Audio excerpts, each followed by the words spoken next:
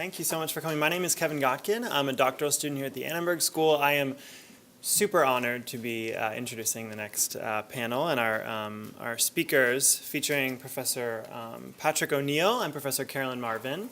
I'm going to keep the intros very short to respect that precious 20 minutes at the end for question and answer. But very briefly, Dr. O'Neill is a professor and former chair in the Department of Politics and Government at the University of Puget Sound.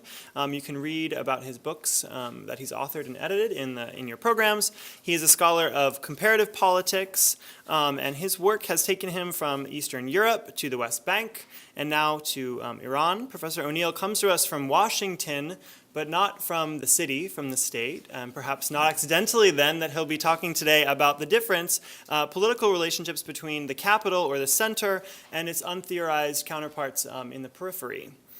Dr. Marvin is no stranger to us here in the building. She is the Francis Yates Professor of Communication here at the Annenberg School for Communication. You can also read about her books in your program. I am deeply honored to have personally witnessed some of the life of the work that she will be presenting today, which is about the hegemonic strategies of control in public space and the resistance that these practices meet, looking particularly at Lhasa in Tibet. So with that, I will ask Professor O'Neill to come to the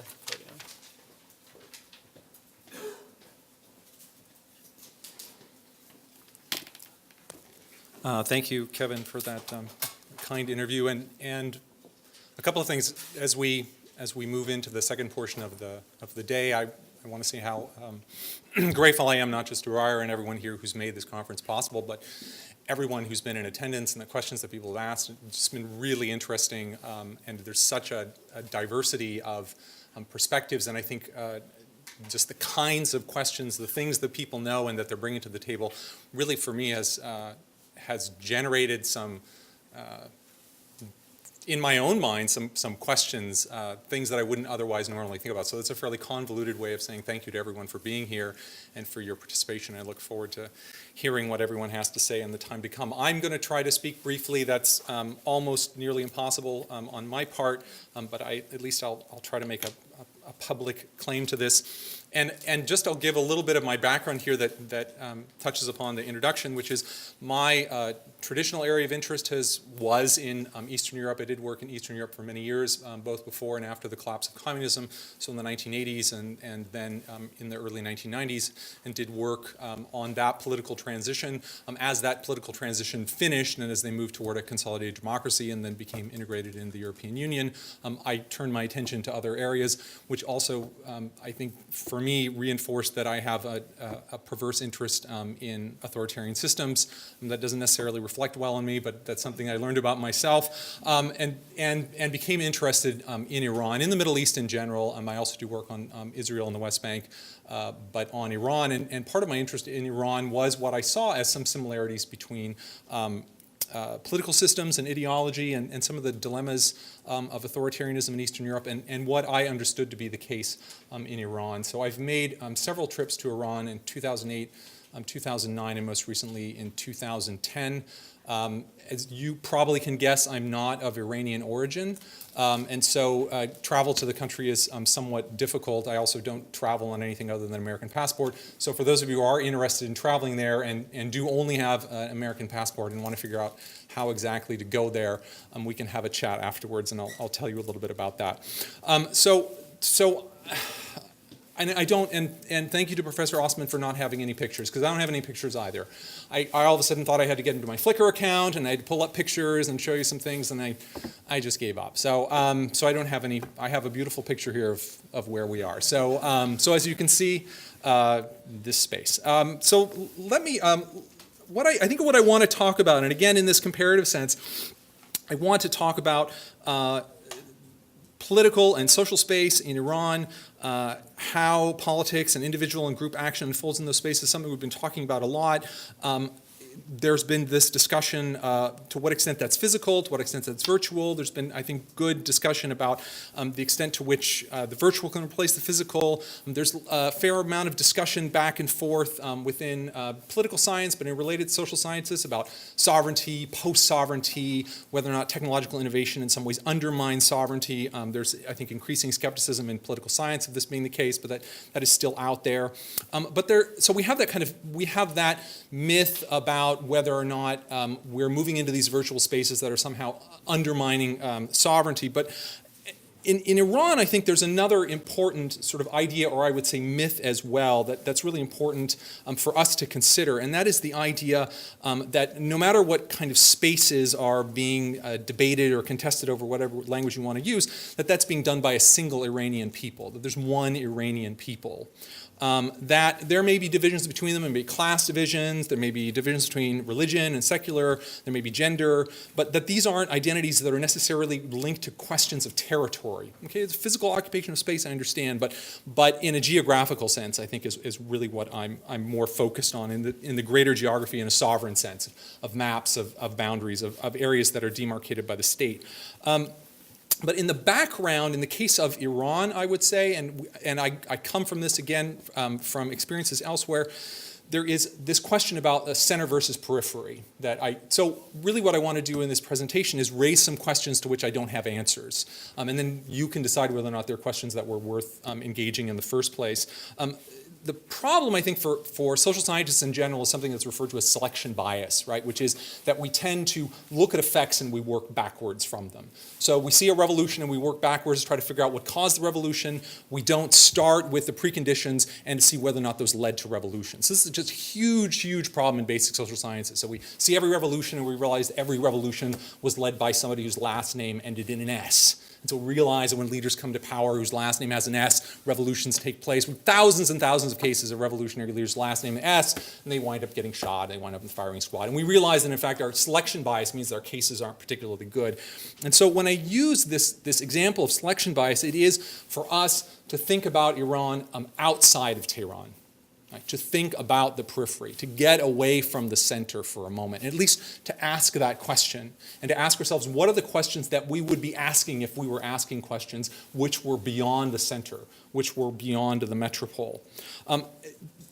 So this is a problem in general, and we certainly saw this when we did studies of transition in Eastern Europe that tended to focus on the capital. And that makes sense that you focus on the capital because you assume political power is there, economic power is there, important political elites are there, civil society is there, but the capital doesn't always drive all the politics. And even if capitals drive political transitions, they open spaces in which the periphery then emerges and organizes. So even if you sort of throw out my assumption that the periphery matters now, I would argue that you need to consider the fact that it still may be the case the periphery will matter later.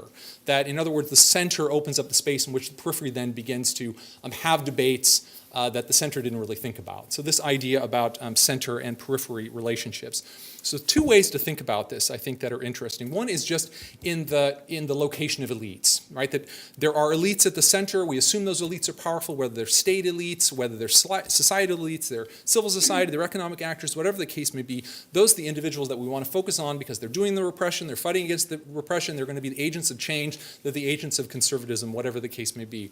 But in many cases, the center is often the most paralyzed place for lots of different reasons. Okay, elites at the center are often co-opted, they're bought off, right? They have been brought up through the system. Even if they are members of the opposition, they inhabit a particular kind of space at the center as members of a kind of an intelligentsia around the political order who want to take that order over but don't necessarily have the tools or power, but at the same time have certain benefits which accrue to them that don't necessarily accrue to the periphery.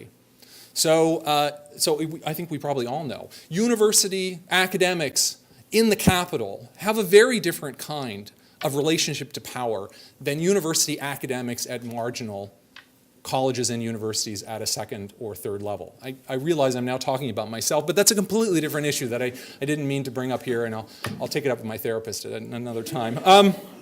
So to think about this question, and it is interesting for me that from my perspective, and again, my limited very limited understanding of Iran, and there was some discussion that was made of Vienna before, that if you think about Vienna, for example, as this very, very a city with an enormous amount of power in many senses, cultural power, historical power, a kind of gravitas, that is completely outsized because it represents an empire that's no longer there, and Budapest is very much the same way.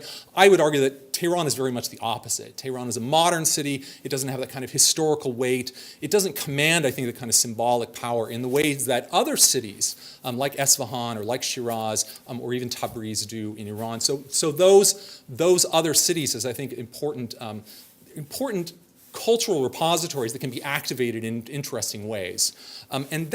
So this question about who's on the periphery and what are their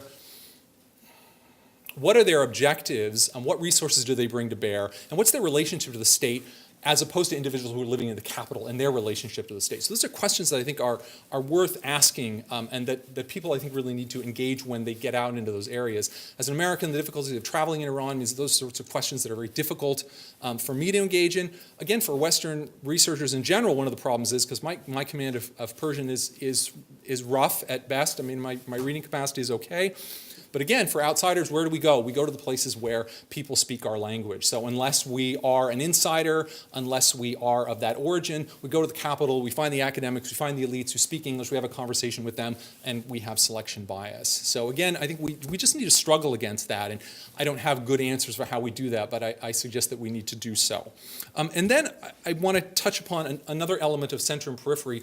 So the discussion that I'm having here is really one about elites, about circulation of elites, about when we think about civil society, where we should be thinking about civil society, and how we should be thinking about the periphery as we also think about the center. And then I think that extends out just generally to major cities in large and small in Iran, but also I think is relevant to a lot of other cases as well. I mean, thinking about them, right? I mean, we think about Tahrir Square, but I mean, much of the conflict we've seen lately is coming out of Port Said, right?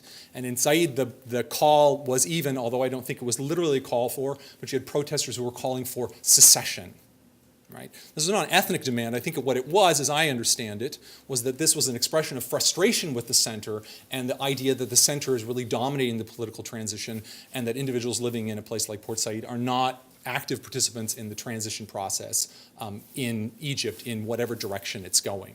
So we see this in many places, right? Or the way in which the transition, the failed, if you want to call it transition in Syria, really was driven not in Damascus. And Damascus appears to be the last place that will fall, right? This happens in the peripheral areas, right? It happens in Aleppo and places of this sort. That's really where the transition began, although as we know, it's gone off in a different direction. Why it has done that, I think, is another question that we could kick around for a long time. And perhaps with the Syria issue, that takes me into the second question here, issue that I think we should be thinking about or addressing. In the case of Iran, that's about ethnicities. When we think about spaces and we think about geography, we should think about the role in which ethnicity plays itself out. And I think for outsiders, and I think for some insiders too inside Iran, there is this idea of a monolithic Iranian identity. Right? It's not clear because there aren't good statistics, but by estimates anywhere between 30 to upwards of almost 50% of the population of Iran is not ethnically Iranian. Okay? So Iran is a highly diverse society, right? Is a highly, I would say, multinational society. When we say multi-ethnic society, we're going to get into some debates about what that means. But we have large populations of Azeris, right? Maybe perhaps 25% of the population. Large population of Kurds, 7, maybe 10% of the population. We have Arabs living along the coastline. We have Baluchis living along the border with Pakistan. And so we have large numbers of individuals who are born and raised with an identity which is alongside, okay, or begins with something that is not ethnically Persian. Now this is already a problematic statement to make, and I know for a lot of Iranians this is a problematic statement because they would make an argument that Iranian identity is a capacious identity, that it incorporates all the populations there, that there are different groups that may speak different languages, but that these are woven together in a way which is complementary. that's an argument that you hear in a lot of places, right? This is a similar sort of argument that you heard in the Soviet Union, a similar sort of argument that you heard Eastern Europe. Often the argument that there really aren't ethnic issues, people are free to express themselves through whatever ethnic identity they have, and then there's a kind of a master identity that binds the country together, and we need that for various reasons, meritocracy, patriotism, things of that nature. But when you look at Iran, you realize that there's a long history of demands for greater autonomy. Even on paper, Iran is not a federal state. Okay, so we can talk about whether or not they would be federal but don't practice it, but this is not a country which has experimented or has been federal at any point in time. And there are historical periods in which many of these ethnic groups have agitated for greater autonomy.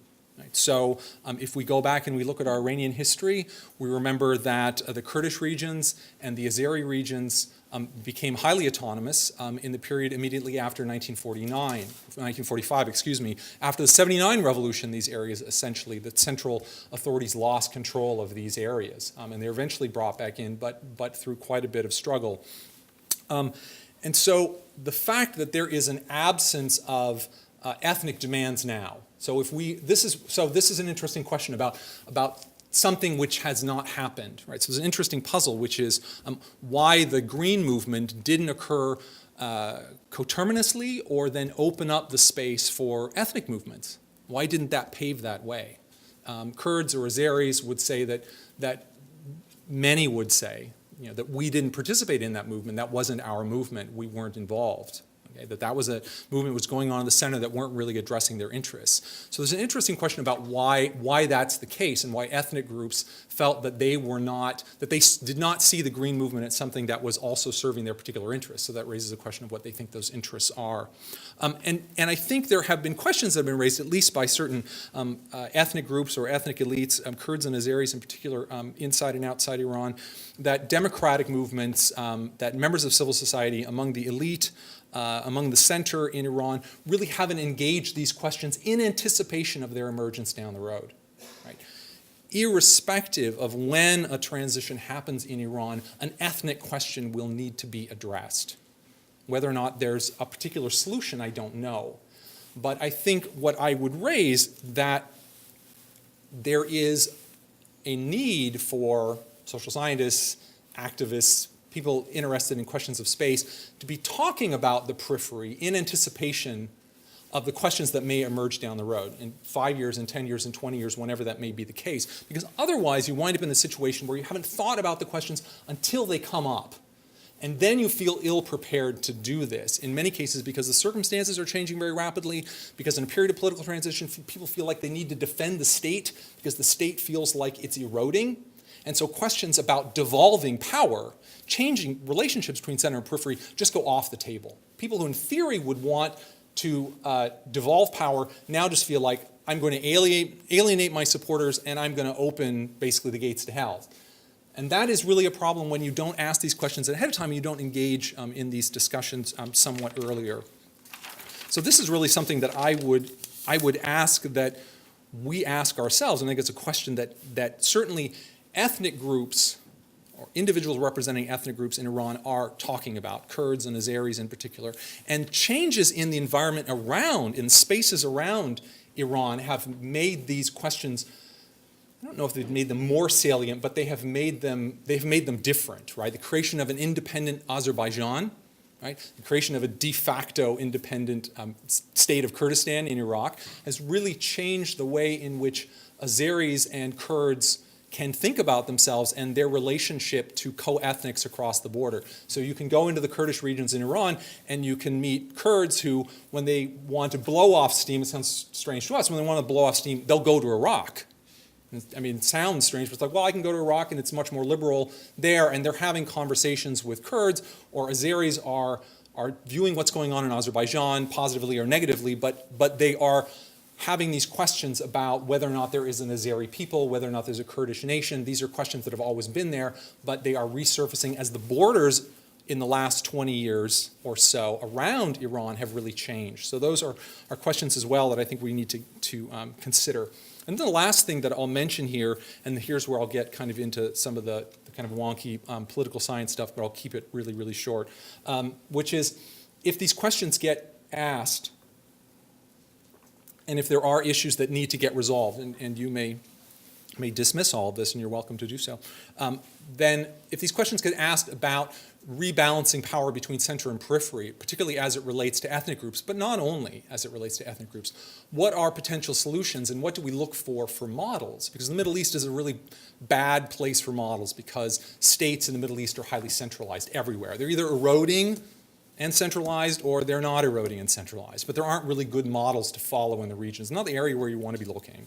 And the area that I would say is really an interesting resource that I don't think really is being investigated as much as it should would be similar kinds of transitions that have occurred, particularly in Europe, but elsewhere, in India as well, a political change after partition, and the kinds of solutions that were carried out in these places. And I will give you one specific term here that you can sort of put in the back of your mind or your eyes can glaze over, where the case may be.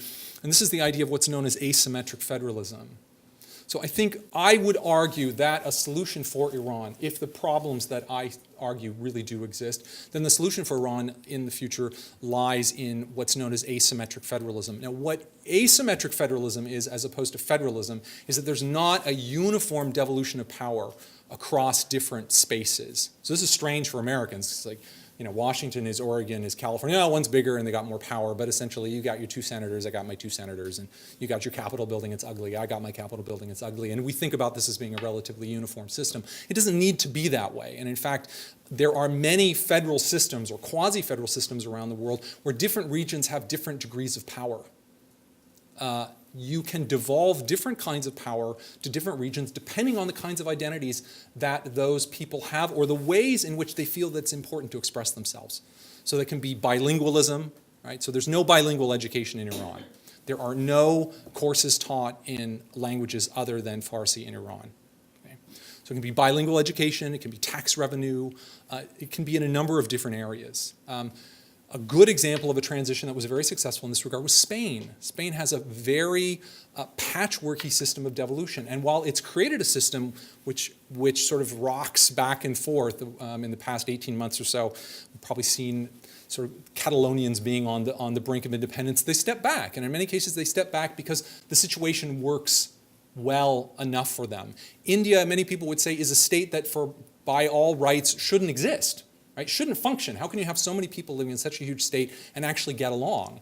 And a lot of that is because of asymmetric federalism, is because devolving power to lots of different groups, religious groups, ethnic groups, giving them those rights at the local level while at the same time retaining certain amounts of power at the central level. And this does not contradict a high degree of national identity, right? Indians have a very high degree. If you look at public opinion surveys, they have a high degree of Indian nationalism or patriotism, however you want to define it, in spite of this devolution of power. So I think there are models out there that can be looked at. I'm not suggesting that these are to be transplanted wholesale, but I think the more that we look outside of the region, we see that there are similar kinds of questions which have been asked as those which I believe will come up in future in Iran. And I think there are solutions that could be looked at outside of the region. And I think the sooner that we begin to look at those questions and look at the possible answers, the more we can have interesting conversations that will anticipate potential problems that will emerge in the future. Thanks for your time. I appreciate it.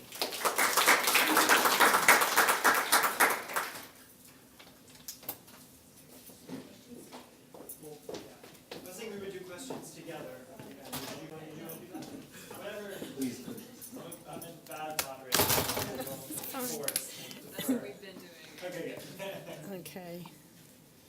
All right, let me retrieve. Okay, so. Slideshow.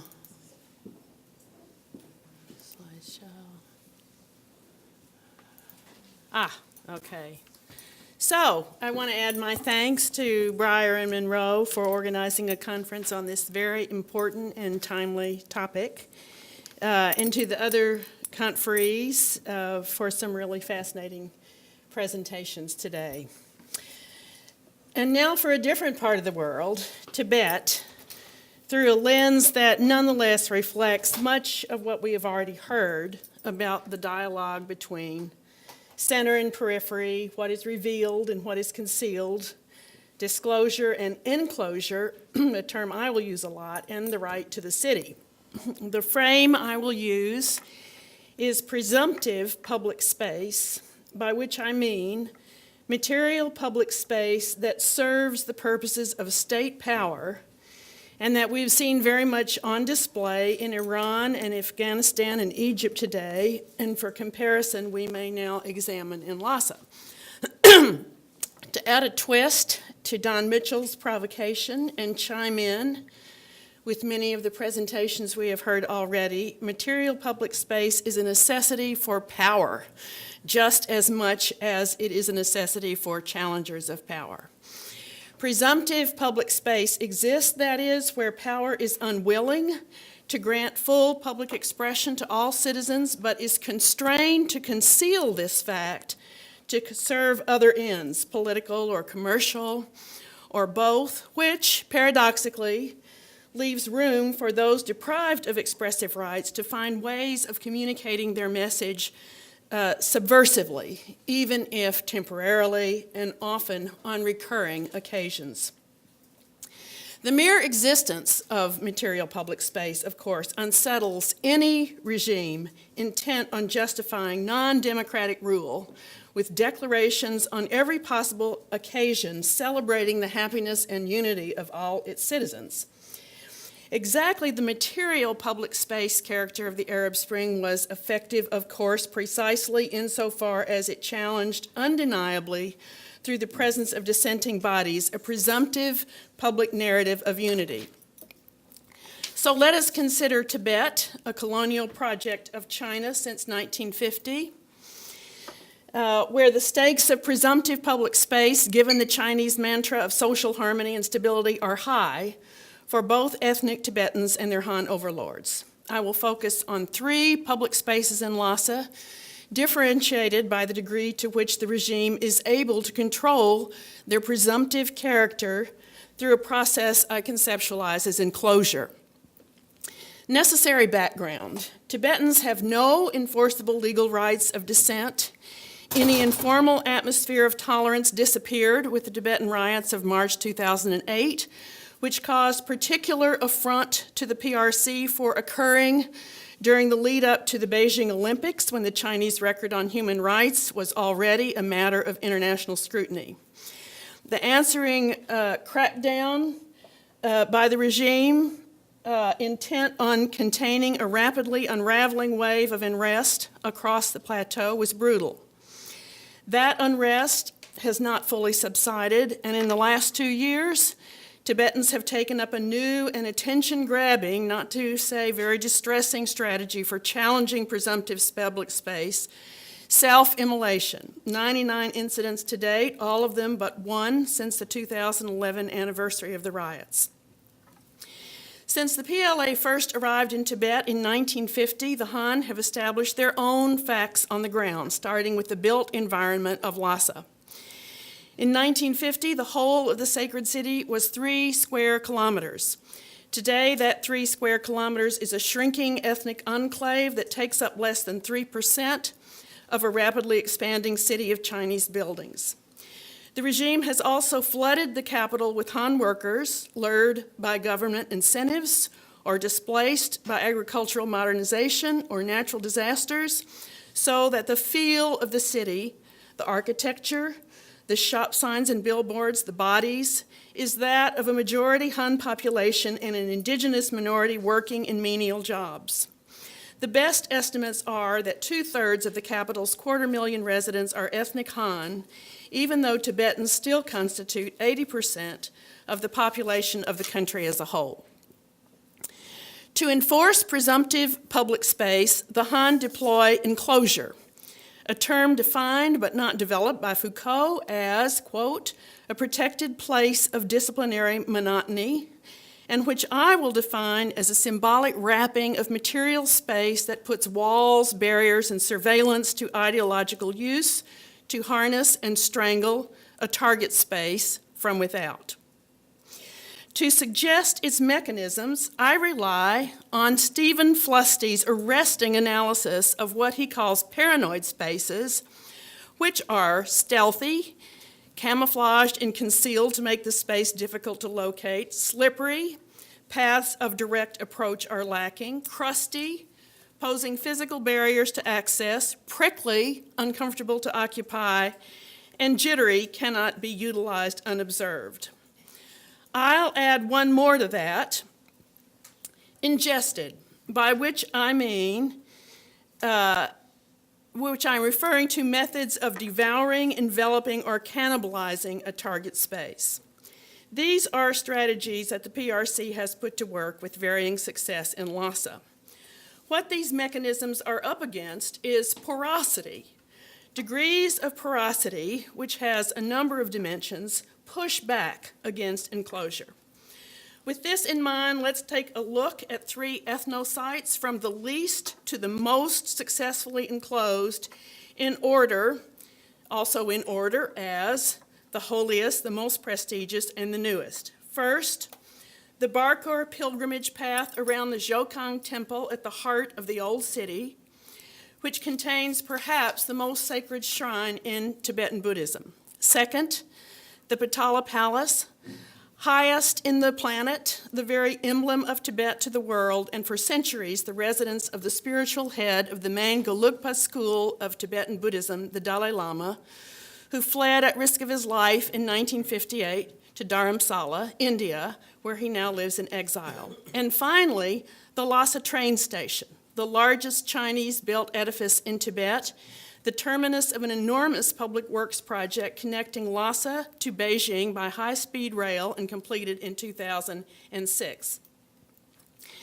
Starting with the Jokang Temple, traditional Lhasa was spatially organized as a divine blueprint of Mount Meru, the cosmological mountain of Tibetan Buddhism, materialized in 3 concentric pilgrimage paths centering on the Jokang Temple shrine containing the Jowo Rinpoche, an idol of the Buddha as a young boy, the most sacred artifact of Tibetan Buddhism. The Dalai Lama picture there is definitely not in the present shrine. This is a picture I pulled off the internet and has to refer to a much earlier time. Every Tibetan Buddhist must pilgrimage to the Jowo at least once in his or her lifetime, so these 3 paths are constantly populated by devotees performing a form of ritual circumambulation, which Tibetans call kora. These might be rural visitors on pilgrimage from the plateau hinterlands or locals performing daily rituals for accumulating spiritual merit several times a day. Of the 3 paths, the most publicly central, the most dense with bodies, colorful and emotionally intense, is the Barkor corridor around the perimeter of the temple, at once a market scene where local vendors sell religious and tourist items and a parade of pious worshipers and animals, along with tourists, the curious, and the simply hurrying, all in motion from morning to night. By embracing kora as a mode of public expression, ethnic Tibetans use their arms and legs, these being the only means they are allowed to tug into existence and signify to one another that they do so, a spiritual order that offers an alternative to the political order that seeks at every turn to sideline, enclose, or ingest the sacred universe they daily and tirelessly construct together.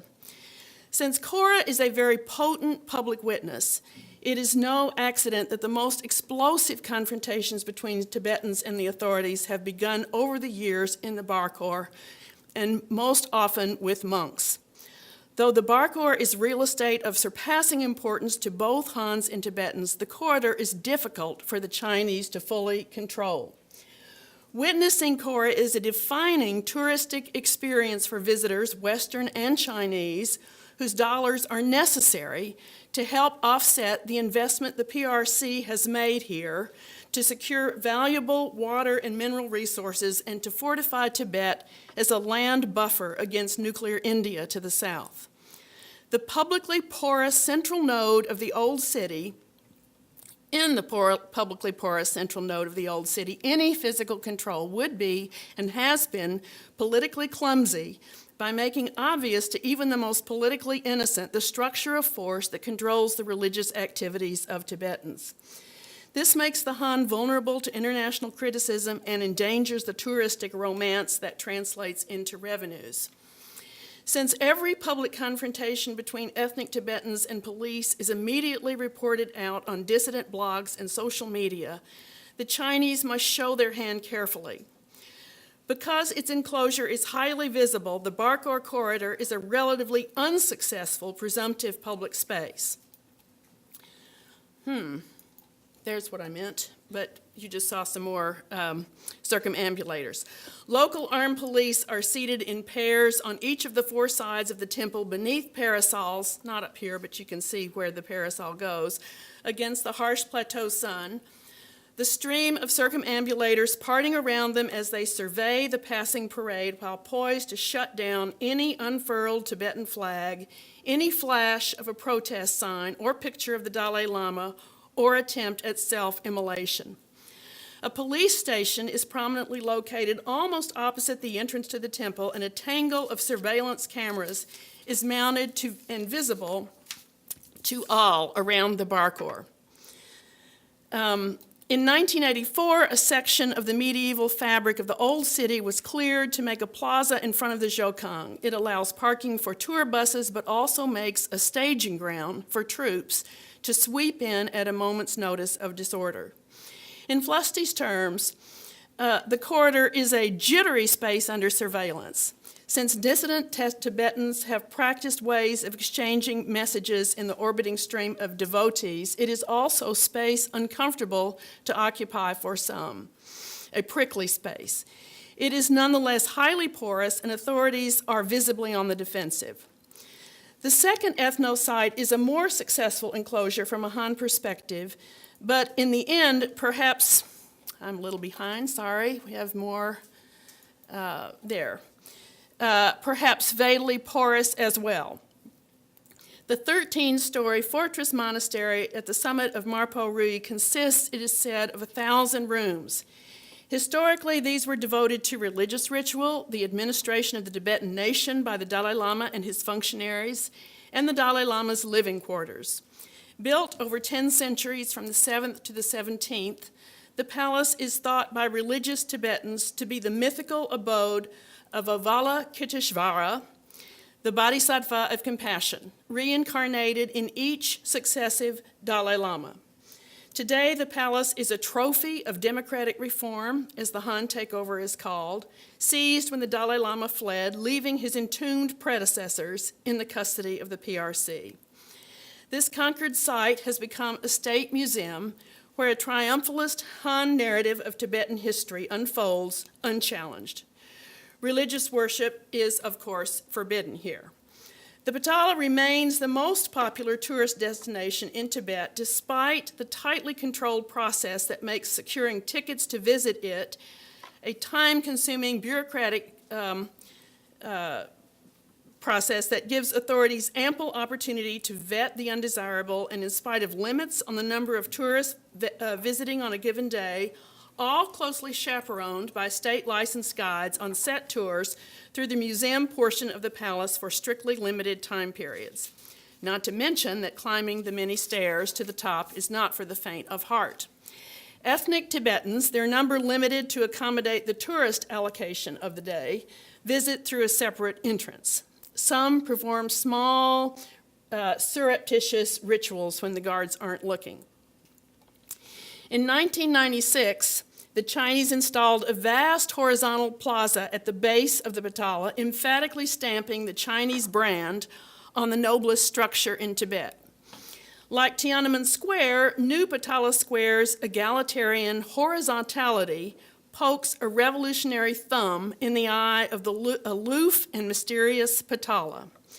Just as the annexation of Tiananmen to the Forbidden City at once usurped and assimilated its imperial authority and mystique for revolutionary China, New Potala Square appropriates the palace's majesty and prestige for state occasions and military parades. As an enclosure, the Potala is stealthy, its interior museum concealed from outside view, slippery with bureaucratic obstacles to direct approach, crusty with physical barriers, and jittery, constantly observed. The State Museum ingests Tibetan history. Still, the palace is gloriously porous in some powerful ways. Tibetans have a surreptitious spatial narrative for the plaza. They call it Kala Chakra Square, anticipating the return of the Dalai Lama to conduct on this very site a world-creating Kala Chakra initiation. Most porous of all is the very presence of the empty palace towering above the city, posing and reposing the question of the Dalai Lama's absence to all who see it. For the PRC, it is a monument to another triumph over feudalism. For Tibetans, however, it is a faithful, unremitting sign of the Dalai Lama they desperately hope will return. Because the site of the palace is unenclosable, so is its meaning. What the Chinese can do about this, they are doing, with a skyline of tall buildings that reduce the Potala's age-old domination of the horizon from the vantage point of the city streets. At night, the shadowless glare of high-pressure sodium lights illuminates its facade and shrouds the remote dignity that was the Potala's due for centuries. Finally, the railway station, the largest Chinese pile in Tibet, a modernist reprisal of the Potala, modernist in the sense of the 10 great buildings referencing Stalinist architecture that border Tiananmen Square. The train station is the most successful enclosure of the three because its mechanisms are the most concealed. The train is an ingestion that the Potala merely hints at. Like the Potala, the station is monumental, relatively speaking.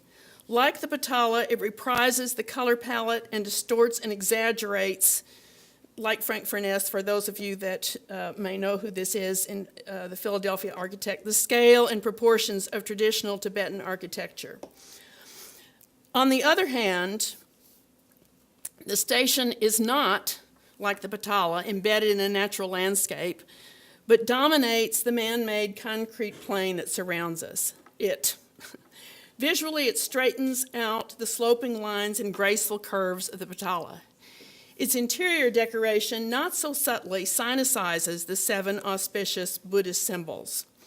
For centuries, every traveler's first glimpse of Lhasa was the shining grandeur of the Potala, becoming larger and more majestic on approach. This new, exquisitely competitive architecture of address now shifts the moment of encounter to the station, the concrete and brick doppelganger where travelers disembark. Though the original palace may be glimpsed on the train's fixed track approach to Lhasa, it is remote, fleeting, and pales next to the monumental immediacy of the station. More than an ancient traveler's beacon is displaced. The station establishes a slippery new urban periphery linked to the city not by pilgrims' paths, but a multi-lane high-speed expressway for automobiles, the Chinese status symbol of choice. Tibetans cannot walk or prostrate along it, and it is unsuited to their modest vehicles, rusty, wheezing, oft-repaired cars and trucks of ancient vintage, human-powered tuk-tuks and cycles and animal-powered carts.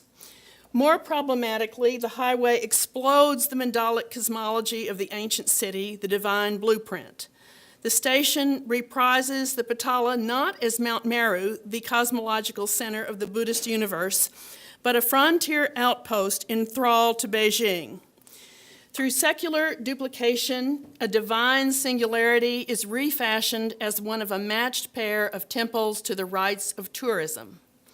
To say it a little differently, the architecture of the train station as enclosure ingests the palace by spatially fusing with it, In doing so, it sucks the very holiness from an ancient iconic aura.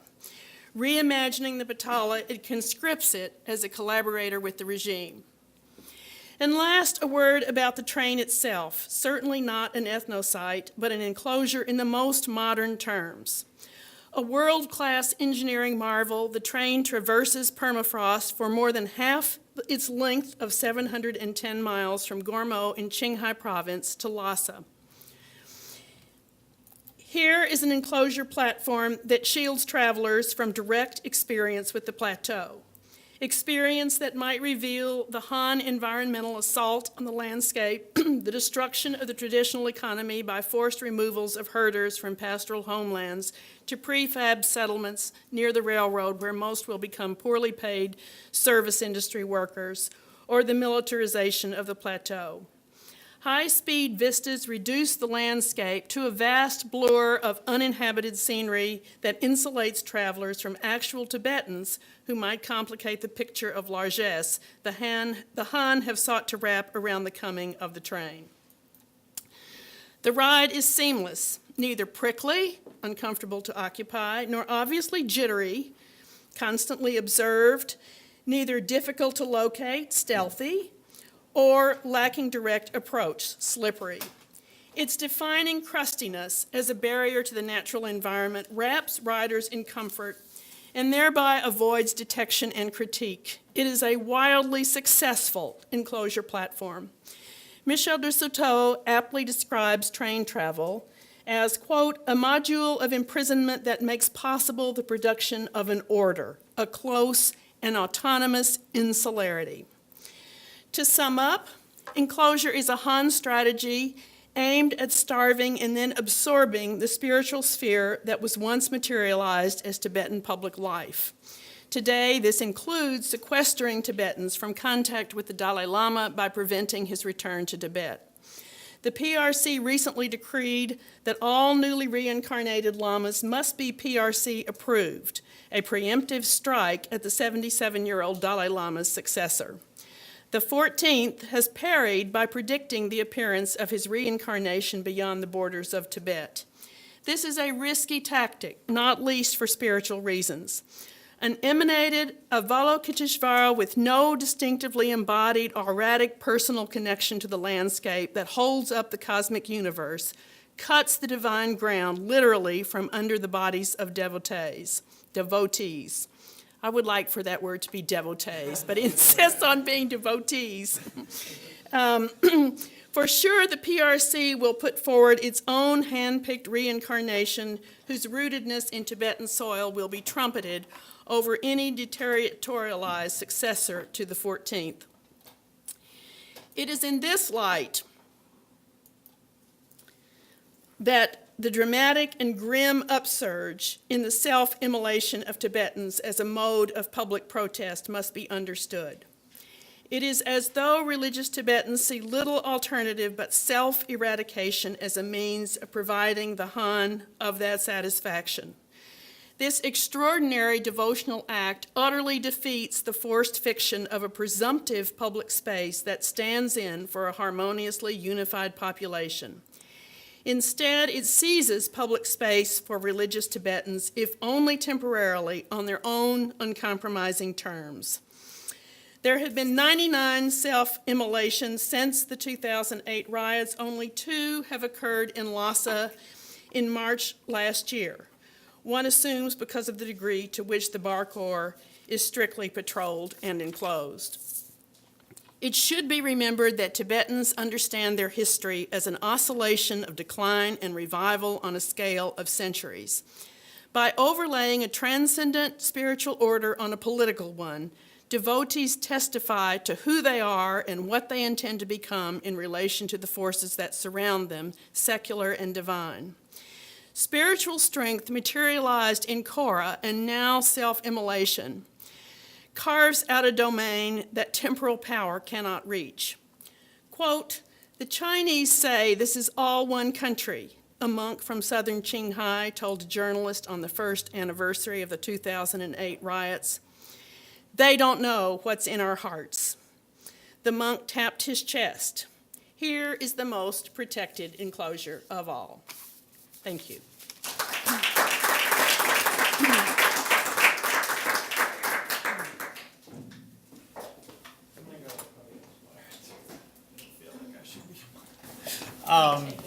So we have about we started a little late. Okay, great. 15 minutes. I got the okay. I have questions, but if I'll defer to someone else first so that I'm not capitalizing. Yeah, Karina. Dr. O'Neill. Hang on. Oh, mic is on its way.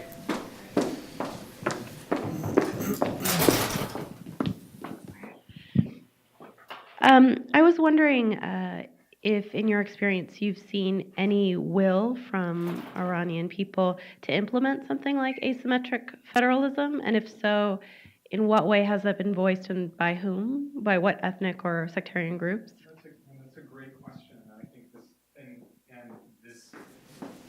this goes to this question about the questions you have and the answers you get are very, very much obviously dependent on the people that you talk to, and we have an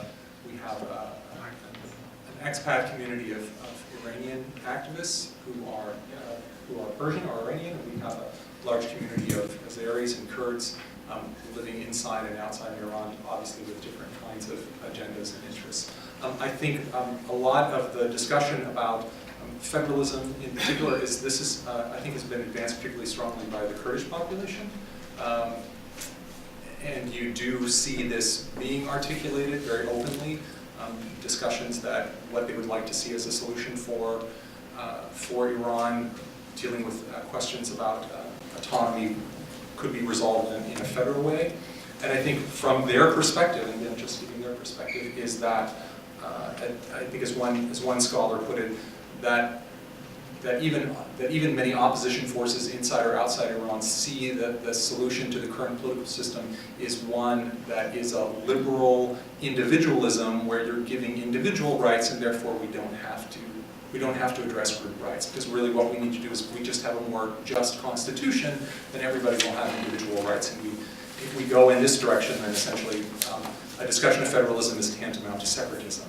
And I think many ethnic actors would say that isn't necessarily true. And I think the Dalai Lama makes this argument as well, which is that the power and the resolution of these issues inside China doesn't mean that Tibet has to be independent. We may want Tibet to be independent, but I think there are paths in between, and the issue really becomes whether or not asking the question means inevitably some sort of disintegration of the institutional status quo. My question is for Patrick. It was very interesting for me that you bring up this issue that we have to distinguish between center and periphery and try to prevent this illusion that sometimes happens even for those who are inside Iran by looking at specific population. But there are a few things that I want to learn more. First, you said that more than 50% of people of Iran are not from Iranian origin. I don't know. No, that there's no effective data on this, and this ranges from some estimates that maybe 30%, maybe as much as into 40%. I do not argue with the statistics, but the use of term Iran in English and Persian is different. So Iran was recoined back in 1930s, and it was more like a cultural territory. So you cannot go asking Iran from where are you as ethnic. So if you ask someone from Shiraz, they say I'm Shirazi, as they said that I'm Turk. Or if you ask someone from Desful, they say I'm Desfuli.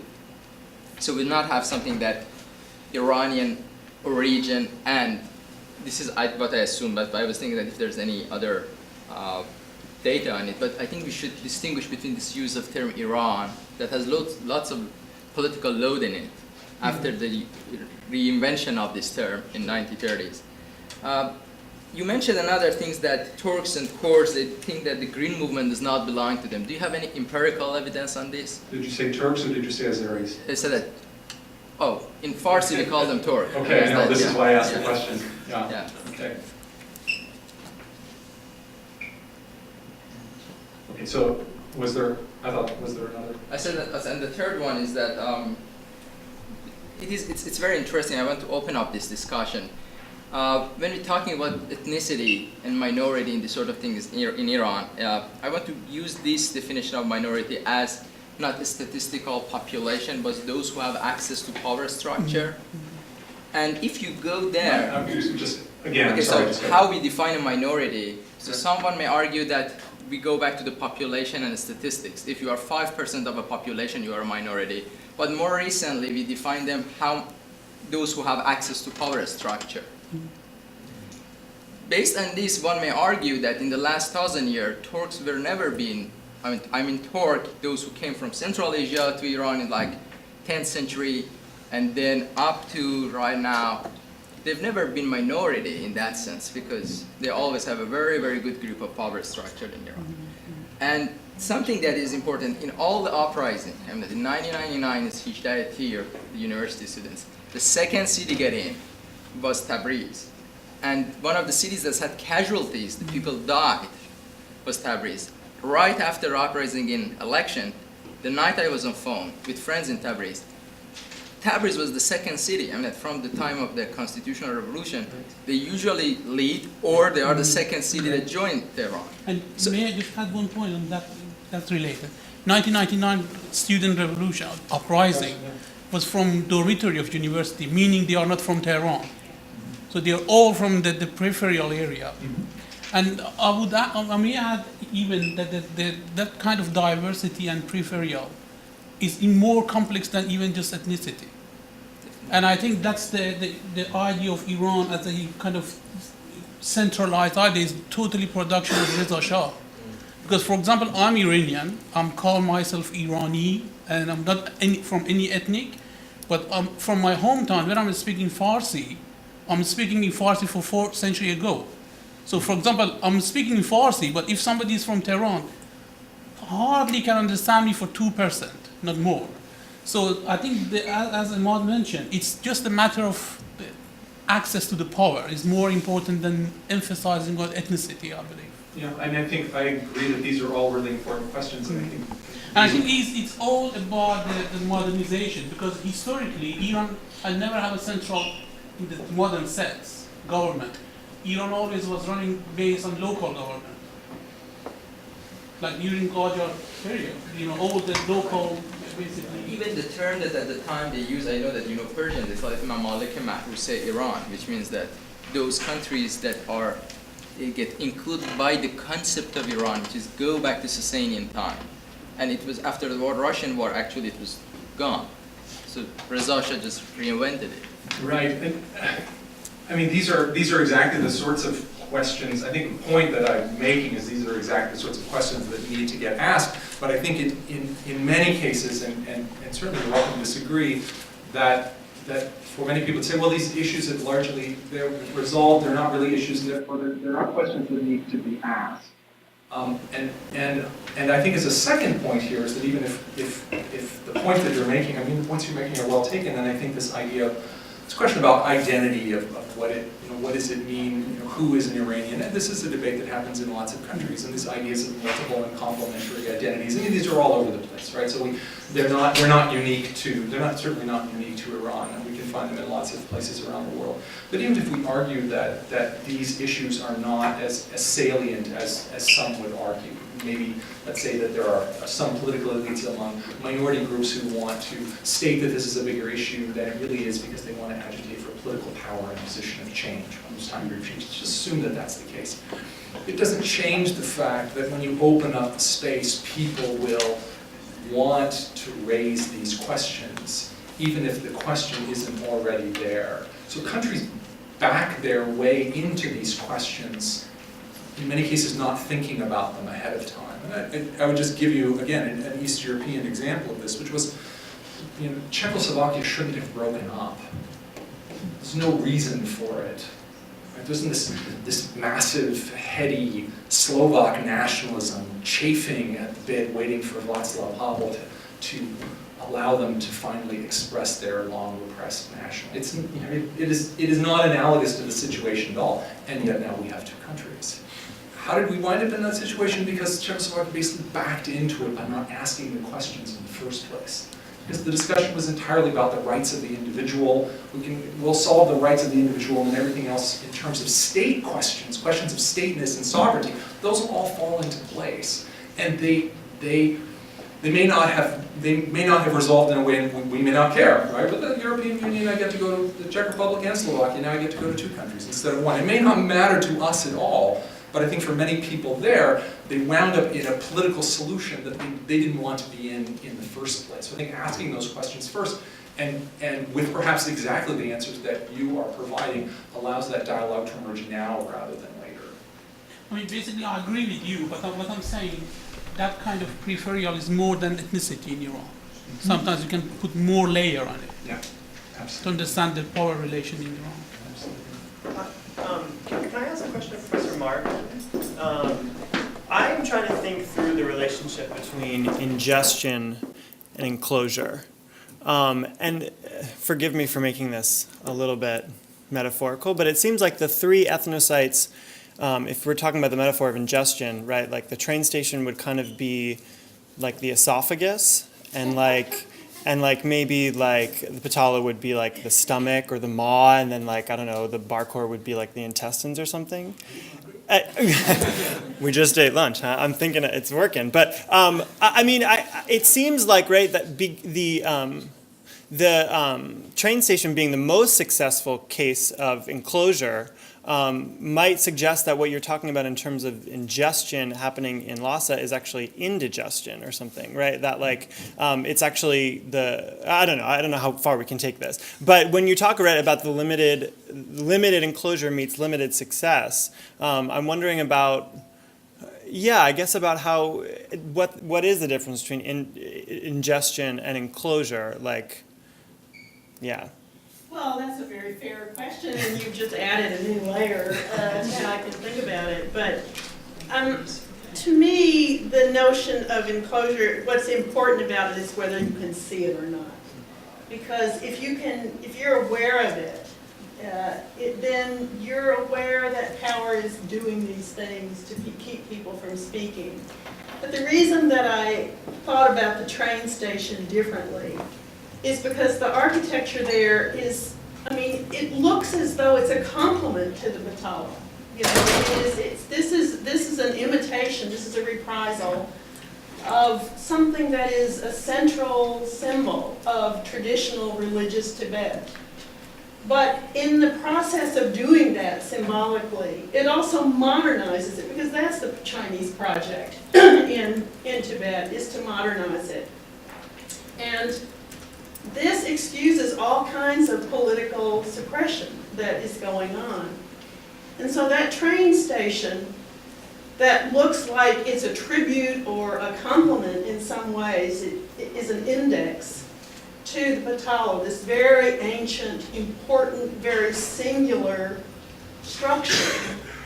I think that it trivializes it and banalizes it, because in a sense it sucks into this very simplified, modernist, reductive structure, an equivalence between the project of the Chinese and the Han and the 2 civilizations, more to the point, the two populations. And what I was trying to say about arriving at the train station, if you're a traveler on that train, where you go whooshing by the Batala that, used to be the whole landmark by which you knew you were getting to Lhasa, so that the Batala appears remotely and then it disappears, so that the experience of awesomeness is not the Batala itself, it's, whoa, arriving at this very huge, monstrous train station, which actually isn't very monstrous compared to the Batala, but in terms of the immediacy of your bodily experience appears to be.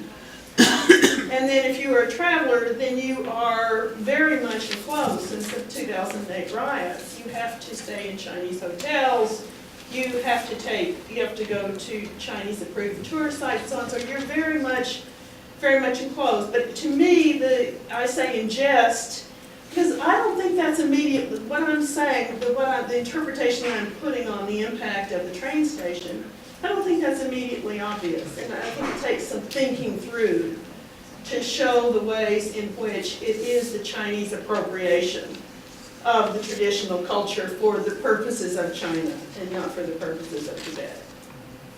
Sounds more like a parasite. So, do we have time for one more question? Maybe, or? Okay, great. Yeah, sorry. I'm moderating again. Sorry, yeah. Great. I'm not sure I should ask this following on from your metaphors, Kevin, because the obvious image will come into everyone's mind. But I've been thinking about the other great moments of historical inclusion, which haven't been an ingestion but an expulsion. And that's the enclosure of the commons in Europe was about expelling people. And there seems to be something else very, very different going on. So how does that language work with thinking about public space? Well, to speak about expulsion, that's definitely going on in the plateau. The Tibetans were never rich people on the plateau, but they have had a very rich culture, and there's a big debate, it's a fair debate about whether the lives of the Tibetans, the nomads and so forth, the pastoral herders have been improved. There are statistics that show dramatic improvement, but as far as I can tell, they're talking about the Han more than they're talking about the Tibetans themselves in Han in China. But in the same way that the peasants were expelled from the common lands in Europe, they're being expelled from the plateau in Tibet. And because they're trying to modernize the agriculture, they tried to do that during the Cultural Revolution. It failed spectacularly, as you can imagine, because the Chinese thought you could grow crops that you couldn't grow on the plateau. But the railroad and this kind of the bringing of sort of the linking of the cities becomes an alternative for the income of the herders. But it's a very bleak existence for many of them. So I think both of these processes are going on. I was talking, when I think of enclosure, I'm thinking of the way that power squashes or, as Breyer says, squeezes out and leaves the shell of the former life, and you can see this in the sort of on TV. The TV is mostly CCTV, but there's also Tibetan TV, and what goes on there, endless rehearsals of festivals and so forth, but they've become very enclosed in terms of the Chinese are watching them and therefore tourists and things like that. So they've been stripped in many ways of the kind of vitality that they had before. So I would not say it's one. I was talking about the processes of enclosure, but if you want expulsion, yes, that's going on as well. And then there's, Just a very quick follow-up on this. I don't know if you're familiar with, follow-up on your question and your question and your paper. Some of the best research on suicide bombings has pretty much, there's an emerging consensus that the dominant factor that explains when they happen is occupation and expulsion from territory. It's not religion, it's not poverty, it's not economic issues. So there's quite a bit of research going on comparing, for instance, the Sinhalese, because that's really where it started, right? In the modern era, the Palestinians. In this case, self-immolation is a kind of a more, should we say, Buddhist version of a suicide bombing? Yes. But I think that could be an interesting connection between the ingestion and the kind of the disappearance of Tibetan space and the style, why this is emerging as a preferred style of protest. Yes, it's interesting that in the 2008 riots, the Dalai Lama threatened to resign if Tibetans didn't stop.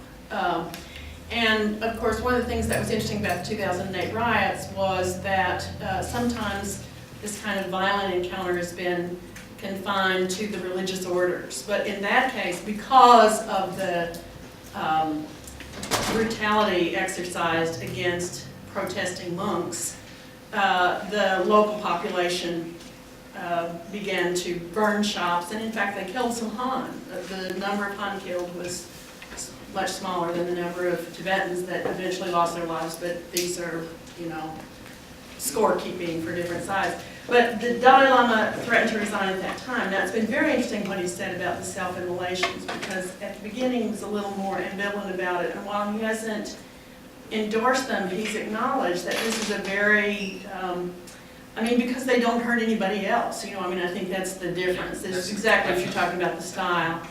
Yeah, he's been acknowledging of the kind of courage or special sacrifice that's involved. Thank you.